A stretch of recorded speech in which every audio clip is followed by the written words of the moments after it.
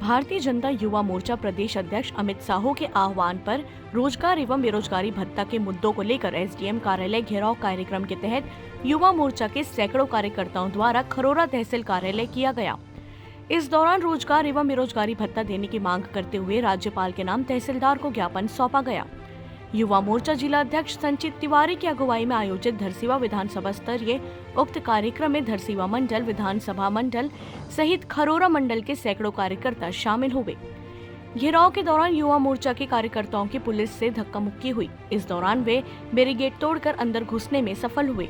प्रदर्शन के दौरान कार्यकर्ताओं को संबोधित करते हुए पूर्व विधायक देवजी भाई पटेल ने कहा कि छत्तीसगढ़ के युवाओं को रोजगार देने तथा 10 लाख बेरोजगार युवाओं को 2500 रुपए प्रति माह बेरोजगारी भत्ता देने के वादों के साथ सत्ता में आई कांग्रेस सरकार के वादा खिलाफी से प्रदेश के युवाओं में आक्रोश है। उन्होंने कहा कि युवा मोर्चा के परिश्रम की पराकाष्ठा के दम पर ही हम आगामी विधानसभा चुनाव जीतेंगे।